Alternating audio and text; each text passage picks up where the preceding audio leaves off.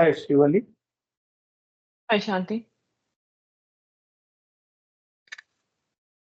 So in today's call, let us explore the healthcare domain activities. You are able to see my screen, right? Or document. Yeah, yeah. Okay. So basically, there are a couple of healthcare domain activities which can be considered for machine learning uh, automation. Okay. Okay. So first one is revenue cycle management. What is this one? Understanding the intricacies of claims filing, adjudication, and billing processes to enhance operational efficiency and client satisfaction. Yeah. Basically, revenues coming from healthcare industry, from the claims, insurance claims, healthcare insurance. Yeah, So that's right. related to that, this revenue cycle management will come under that category, right? Mm-hmm. Okay. Yeah. Next one is clinical data analysis. Familiarity with analyzing electronic health records, EHR, and clinical data sets to derive insights that drive patients' outcomes and support decision making. Basically, electronic health records are, if we go to any outpatient or inpatient kind of treatments, Mm-hmm. our health records are going to be maintained in the digital format. Mm. They'll be storing that. So those they will be taking it and analyzing it for the current symptoms by comparing with the past symptoms. Those all will come under clinical data analysis. Yeah. Okay. Then regulatory compliance, knowledge of healthcare regulations, including HIPAA and high-tech, ensure that AI solutions comply with industry standards and protect patient data. Okay. So, Okay. regulatory governance is there, regulatory requirements is there. We need to follow them for Mm-hmm. healthcare industries, which is HIPAA and high-tech. These two are applied. Then for Mm-hmm. that also, ML can be applied, machine learning can be applied. So interoperability standards, experience with healthcare interoperability standards like HL7 and HIR to facilitate seamless data exchange between systems. Let us say uh, in US we have healthcare insurance. Mm-hmm. Maybe one patient visited in multiple cities, had some different surgeries in multiple cities. Okay. Mm-hmm. Now, how they are going to interface it? There are some HL7 standards are there in the healthcare industry. Because I Mm-hmm. worked for the Medicare Solutions earlier, Mm. I know HL7 messages also. So for interoperability between the systems, HL7 messages are standardized it to take Mm-hmm. actions. Let us say from one hospital, if another hospital received some message about the patient, immediately it will trigger some kind of reply or response, event-driven kind of thing. Yeah. Okay, so ML can be applied for tracking this kind of interoperability mm, operations also. Okay, then patient outcomes measurements, ability to Mm-hmm. analyze and evaluate metrics related to outpatient comes. Uh, Outpatient means yes, Huh. regularly we go and visit general practitioners. For that, that is called outpatient, and helping to optimize care delivery and improve service quality. So when we go for OPD, outpatient departments, normally they record the electronic health records, EHR, digital records.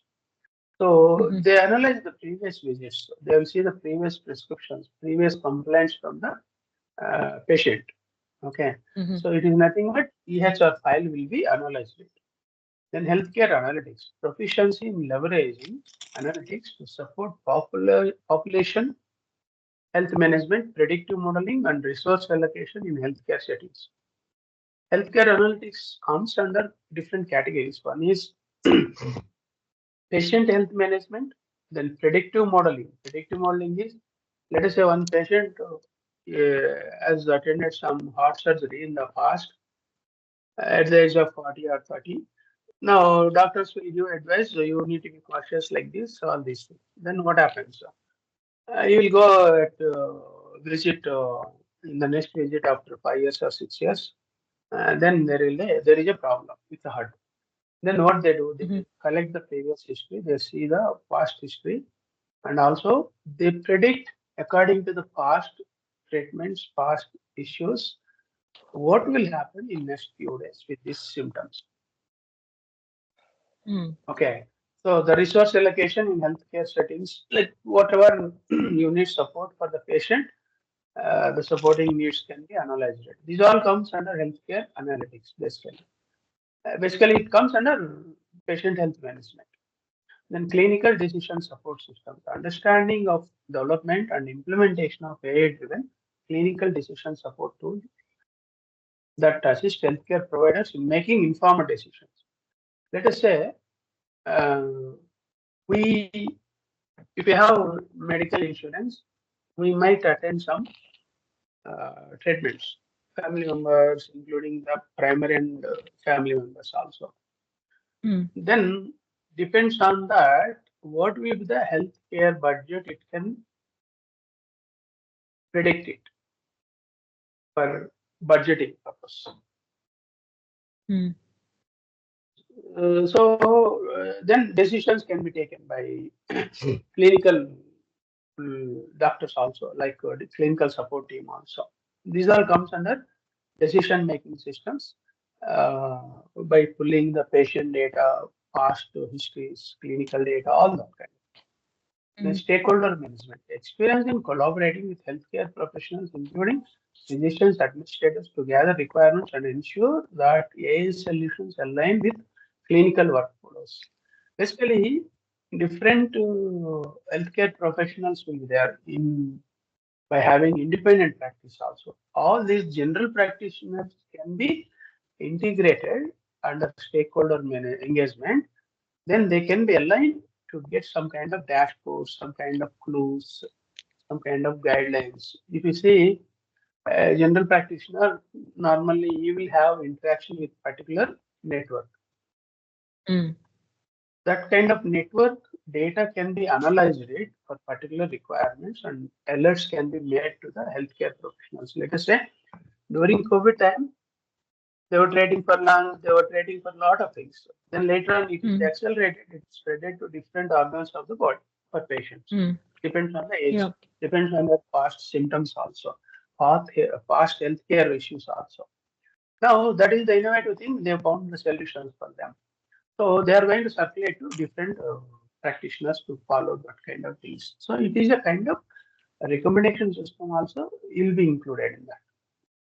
Yeah. Okay. Then data privacy and security. Awareness of best practices in data handling and security specific to healthcare data. So uh, ensuring that AI solutions are designed with privacy in mind. So there is a security process we need to follow for the healthcare industry to maintain the EHR, electronic health record of patient, confidentially. That need to be used it at the same time. What are the best practices need to be followed? Also, it can be applied it under AI solution basically. Then emerging technologies, familiarity with the latest trends in healthcare technology such as telemedicine, wearable devices, and AI applications in diagnostics and treatment. So you know about telemedicine is you call particular number, it will give automated voice messages. Then wearable diseases are you take like a watch, it is going to predict our blood pressure, heart pulses, all that kind of thing. Then it is going to send the signals or the prediction this one to databases. Then alerts will be sent to particular systems also according to that. Depends on the patient seriousness. So this exposure will enhance the ability to deliver impactful AI solutions that address the unique challenges and needs of healthcare sector. Basically, AI can be implemented in these areas with machine learning techniques by using cloud services, either Azure, AWS, or GCP kind of things. Then, when it comes to the revenue cycle management, we considered this one for moving forward to do some kind of solutions. So in this, there is a claims prediction model, automated adjudication is there, billing accuracy enhancement is there, revenue forecasting is there, patient payment prediction is there, root cause analysis is there, workflow optimization is there, and real-time dashboards, fraud detection, client satisfaction insights, All these all are there. So instead of that, we picked up the first one, claims prediction models. Okay, if you see the bottom, we identified the user story for claims prediction model. This is the main Yeah. thing where you need to prepare for the demo, solution demo. Okay. Yeah. And in this, user story is the title is predicting claims approval like likelihood. This is the user story. As a revenue cycle manager, a healthcare organization, I want to use machine learning model that predicts the likelihood of claims being approved or denied based on historical data. Let us say in healthcare also there will be fraud activities are applied by claiming wrong claims in the insurance in some countries, different countries. So that also can be checked it when one patient request comes for insurance purposes.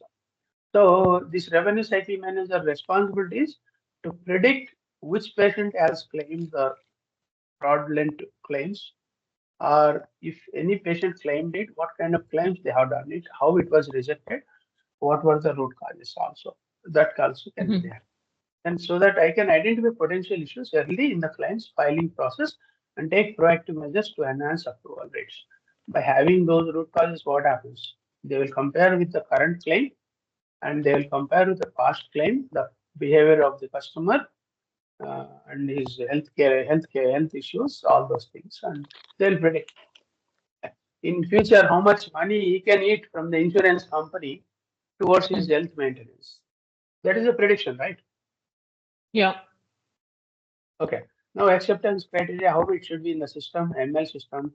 Data input is the system must accept a variety of input features for each claim, including patient demographics, obviously, claim submission dates, service type, amount billed, and historical claim status. So these are the main columns, database columns needed. Then prediction accuracy should be the model must achieve a minimum accuracy of 85% on the validation dataset when predicting claims outcomes. Yes, this is the one we are supposed to design it. Uh, from the past data sets, we need to give the prediction analysis. Then user Yeah. interfaces, revenue cycle manager must have access to an intuitive dashboard where they can input claim detail and view prediction results, including likelihood of approval. Let us say one request came from one patient from particular hospital or something. Now he is going to put that patient ID. Then patient ID is going to put the data, past data. Then he is going to analyze it through that interface by viewing the prediction results also. It should be having that kind of feature with the user interface. It means your prediction analysis results should be popped up there. Then whether approval can be taken or not, guideline also or recommendation also can be given. It means two types of ML systems are embedded in this user interface. One is predictive analytics results, another one is recommendation of the claim, right? Yep. Historical insights are the dashboard should provide insights into historical claims data, including trends in approval rates and common denial reasons. Okay, this is the historical insights. Then proactive alerts are the system must generate alerts for claims predicted to have a high likelihood of denial, allowing the manager to address potential issues before submission. It means if there are some issues, yes, it need to be alerted.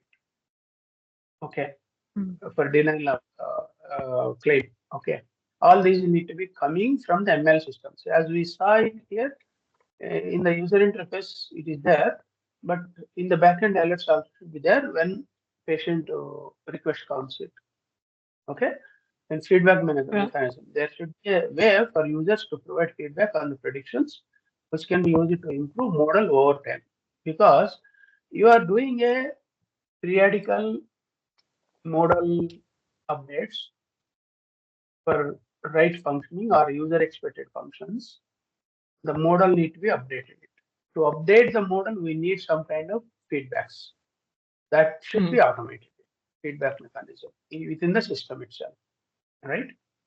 Well, Yeah. let us say user interface is there. In the user interface, when it gives the output of the data analysis, then it lost the feedback also. Then feedback is good, then it don't need. But if user says no, it is not enough, I need some more data, means then that model need to be trained for deep learning of the Okay. data, right? Yeah. Right. So this is the requirement, user requirement under claims prediction model. Now, if you see what we need to do, we need to write the complete solution design under demo. By writing the solution design, then you need to plan for first solution design. Then later on, you need to plan for the development plan. That is your work sample need to be there. Hmm. Got it? Yeah.